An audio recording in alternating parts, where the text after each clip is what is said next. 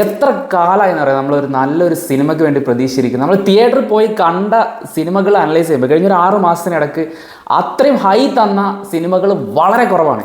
ഞാൻ തിയേറ്ററിൽ നിന്നും എന്താണോ എക്സ്പെക്ട് ചെയ്തത് അത് ടോട്ടലി ഡെലിവേർഡ് ആയിട്ടുള്ള ഒരു സിനിമയാണ് നമ്മുടെ രാഹുൽ സദാശിവൻ പ്രണവ് മോഹൻലാൽ കൂട്ടുകെട്ടിൽ വന്ന DS ഇറേ. ഹൈ കിട്ടി, അന്ത പീക്ക് ഹൈ അത് കിടച്ചാച്ച് അങ്ങനെ പറയേണ്ടി വരും. കാരണം എല്ലാം കൊണ്ടും എനിക്ക് വളരെ പോസിറ്റീവായിട്ട് തോന്നിയൊരു സിനിമയാണ്. എസ്പെഷ്യലി നമ്മുടെ പ്രണവ് മോഹൻലാലിൻ്റെ അഭിനയം. കുറേ പടങ്ങൾ നമ്മൾ അദ്ദേഹത്തിന് അനലൈസ് ചെയ്യുമ്പോൾ ഈ സിനിമയിലോട്ട് വരുമ്പോൾ അഭിനയത്തിൻ്റെ കാര്യത്തിൽ അദ്ദേഹം 5 സ്റ്റെപ്പ് മുകളിലോട്ട് പോയി എന്നാണ് എനിക്ക് തോന്നിയിട്ടുള്ളത്. ഈ സിനിമയും ഈ സിനിമയിൽ ആ കഥാപാത്രത്തിനോടും 100% നീതി പുലർത്തുന്ന തരത്തിലുള്ള ഒരു ക്യാരക്ടർ ഡെലിവറിയാണ് അദ്ദേഹം, ആ പ്രകടനമാണ് അദ്ദേഹം സ്ക്രീനിൽ കാഴ്ചവെച്ചത്. വളരെ എൻ്റർടൈനിങ് ആയിരുന്നു, വളരെ എൻഗേജിങ് ആയിരുന്നു അദ്ദേഹത്തിൻ്റെ മൊത്തത്തിലുള്ള ആ സിനിമയ്ക്ക് വേണ്ടി അദ്ദേഹം നൽകിയ കാര്യങ്ങൾ. ഞാൻ വളരെ ഇംപ്രസ്ഡ് ആയി. കാരണം വളരെയധികം നാളുകളായിട്ട് പ്രണവ് മോഹൻലാലിൻ്റെ ആക്ടിങ് പൊട്ടൻഷ്യലിനെ കുറിച്ച് കുറേ വിമർശനങ്ങളുണ്ടായി, ഞാനും വിമർശിച്ചിട്ടുണ്ട്. പക്ഷേ അതിനൊക്കെ ഒരു പരിധിയിൽ കൂടുതൽ മറുപടി കൊടുക്കുന്ന തരത്തിലുള്ള ഒരു പ്രകടനം തന്നെയാണ് പ്രണവ് മോഹൻലാൽ ഈ സിനിമയിൽ കാഴ്ചവെച്ചത്. പിന്നെ എടുത്തു പറയേണ്ട ആൾ, captain of the ship Rahul Sadasivan. അദ്ദേഹം കൈവച്ചതെല്ലാം പൊന്ന്. ഇത് പൊന്നിൻ്റെ ഇരട്ടി എന്ന് വേണമെങ്കിൽ പറയാവുന്ന തരത്തിലുള്ള ഒരു പ്രൊഡക്റ്റായിരുന്നു. നമുക്ക് എല്ലാ തരത്തിലും എല്ലാ സൈഡിൽ നിന്ന് നോക്കുമ്പോൾ സിനിമയുടെ മ്യൂസിക് ആയാലും ബാക്ക്ഗ്രൗണ്ട് സ്കോർ ആയാലും ക്യാമറ മൂവ്മെൻറ്റ്സ് ആയാലും കാസ്റ്റിംഗ് ആയാലും സൗണ്ട് ഡിസൈൻ ആയാലും ടു ദ പോയിൻ്റ് ആയിരുന്നു ആ സിനിമയിൽ. എല്ലാ കാര്യങ്ങളും കറക്റ്റായിട്ട് ബ്ലെൻഡ് ചെയ്ത് വന്ന ഒരു സിനിമാറ്റിക് പ്രൊഡക്റ്റാണ് DS ഇറേ എന്നാണ് എനിക്ക് തോന്നിയത്. പിന്നെ എടുത്തു പറയേണ്ട, ഞാൻ നേരത്തെ പറഞ്ഞ പോലെ തന്നെ കാസ്റ്റിങ്ങിൻ്റെ കാര്യം. ഇതിൽ എസ്തെറ്റിക് കുഞ്ഞം ഉണ്ടല്ലോ, നമ്മളെ പോസ്റ്റർ ഡിസൈനിങ് ഒക്കെ ചെയ്യുന്ന, പടക്കളത്തിൽ അഭിനയിച്ചിട്ടുണ്ട്. ബ്രഹ്മയുഗത്തിൻ്റെ പോസ്റ്ററൊക്കെ ഡിസൈൻ ചെയ്ത അദ്ദേഹമാണ് അരുൺ അജിത് കുമാർ. അദ്ദേഹം ഇതിലൊരു നല്ല ക്യാരക്ടർ ചെയ്തിട്ടുണ്ട്. അദ്ദേഹത്തിൻ്റെ ആക്ടിങ് പൊട്ടൻഷ്യൽ പുറത്ത് കൊണ്ടുവരുന്ന തരത്തിലുള്ള ഒരു ക്യാരക്ടർ തന്നെയാണ് അദ്ദേഹത്തിന് കിട്ടിയിട്ടുള്ളത്. അതുപോലെ തന്നെ നമ്മൾ പല സിനിമകളിൽ കണ്ട് പോയിട്ടുള്ള ആക്ടിങ് അറിയാവുന്ന നല്ല റോളുകൾ കിട്ടിയാൽ കൈകാര്യം ചെയ്യാൻ കഴിവുള്ള ആക്ടേഴ്സിനെ തന്നെ കാസ്റ്റ് ചെയ്തത് സിനിമയ്ക്ക് നല്ലൊരു മുതൽക്കൂട്ടായിട്ടുണ്ട്. എല്ലാ കാസ്റ്റിങ്ങും പെർഫെക്റ്റ് ആയിരുന്നു. നമുക്ക് ആ സിനിമ എന്താണോ ഉദ്ദേശിക്കുന്നത്, ആ സിനിമയുടെ കോർ തീം, ആ ഒരു ഹൊറർ എലമെൻ്റ് ഒക്കെ എക്സിക്യൂട്ട് ചെയ്യുന്ന സമയത്ത് ഈ ആക്ടേഴ്സിൻ്റെ പ്രകടനം ആ സീക്വൻസിനെയും സിനിമയെ മൊത്തത്തിൽ തന്നെ ഉയർത്തുന്ന തരത്തിൽ വന്നിട്ടുണ്ട് എന്നാണ് എനിക്ക് തോന്നിയത്. പിന്നെ മ്യൂസിക്കിൻ്റെ കാര്യത്തിൽ വരുമ്പോൾ ക്രിസ്റ്റോ സേവർ ബ്രഹ്മയുഗത്തിൽ എന്താണോ അദ്ദേഹം പടച്ചു വെച്ചത് അതുപോലെ അല്ലെങ്കിൽ ഒരു പടിക്ക് മുകളിൽ ഈ സിനിമയ്ക്ക് വേണ്ട രീതിയിൽ എവിടെയാണോ മ്യൂസിക് കൊണ്ട് എലവേറ്റ് ചെയ്യേണ്ടത്, എവിടെയാണോ മ്യൂസിക് വേണ്ടാത്തത്, അത് കറക്റ്റ് സെൻസ് ചെയ്തിട്ട് സിനിമയ്ക്ക് കറക്റ്റായിട്ട് നല്ല എൻ്റർടൈൻമെൻറ്റ് വാല്യൂ വർദ്ധിപ്പിക്കുന്ന തരത്തിൽ തന്നെയാണ് ഈ സിനിമയുടെ മ്യൂസിക് ക്രിസ്റ്റോ സേവർ നൽകിയിട്ടുള്ളത്. അദ്ദേഹം അതിനൊരു പ്രത്യേക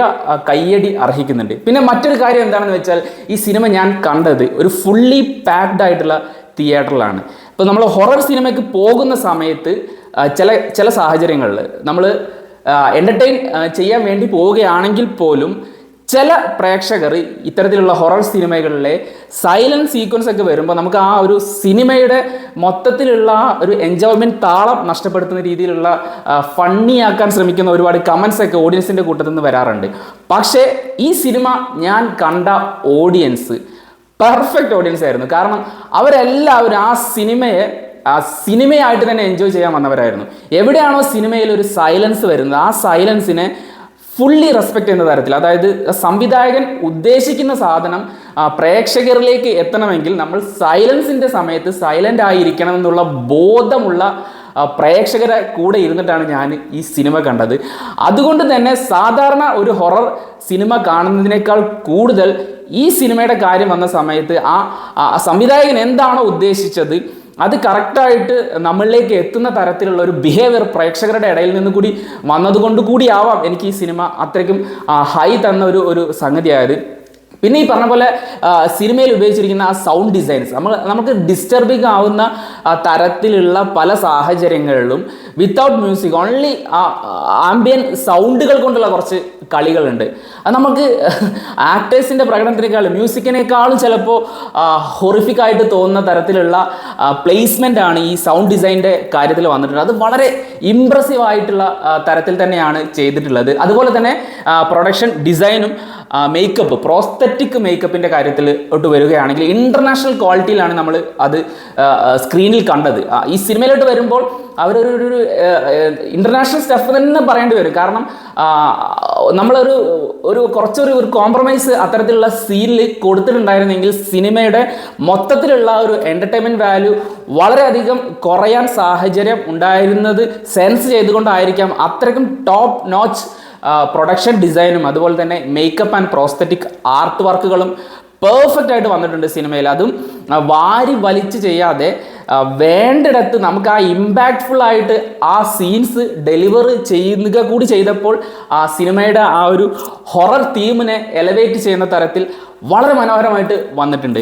അതുപോലെ തന്നെ ഈ സിനിമയിൽ നമ്മൾ എക്സ്പെക്റ്റ് ചെയ്യുന്ന പല കാര്യങ്ങളും ബ്രേക്ക് ചെയ്യുന്ന തരത്തിലാണ് തിരക്കഥ വന്നിട്ടുള്ളത്. അതിൽ തന്നെ ക്ലൈമാക്സ് പോർഷനിൽ വരെ നമ്മൾ വിചാരിച്ച ഒരു കാര്യം അല്ലാതായി മാറുമ്പോൾ ഉണ്ടാകുന്ന ആ ഒരു ഹൈ ഒക്കെ നമുക്ക് പെർഫെക്റ്റ് ആയിട്ട് ആ സ്ക്രീനിൽ നിന്ന് കിട്ടുന്ന ആ ഒരു സന്തോഷമുണ്ടല്ലോ, ആ സന്തോഷം ഈ സിനിമയിൽ ടോട്ടലി എനിക്ക് ലഭിച്ചു. വളരെ കാലത്തിന് ശേഷം ഞാൻ തിയേറ്ററിൽ പോയി വളരെ നല്ല ഓഡിയൻസിൻ്റെ ഇടയിൽ ഇരുന്ന് കണ്ട് ഞാൻ നിങ്ങൾക്ക് എല്ലാവർക്കും മസ്റ്റ് വാച്ച് ഇൻ തിയേറ്ററായിട്ട് റെക്കമെൻഡ് ചെയ്യുന്ന പടം തന്നെയാണ് ഈ സിനിമ.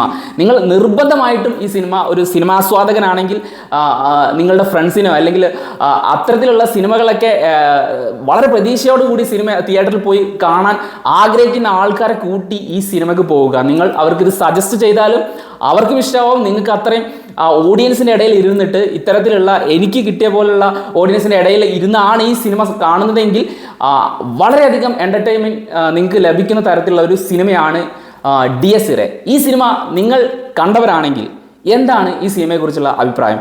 ഞാൻ ഇത് ഒരു 95% എബോ എൻ്റർടൈൻമെൻറ്റ് വാല്യൂ കൊടുക്കുന്ന ഒരു സിനിമയാണ്. നിങ്ങൾക്ക് എല്ലാവർക്കും ഞാൻ റെക്കമെൻഡ് ചെയ്യുന്നു. നിങ്ങളുടെ ഈ സിനിമയെക്കുറിച്ചുള്ള അഭിപ്രായങ്ങൾ താഴെ കമൻറ്റ് ബോക്സിൽ രേഖപ്പെടുത്തുക. മറ്റൊരു വീഡിയോ ആയിട്ട് വീണ്ടും കാണാം. ബൈ.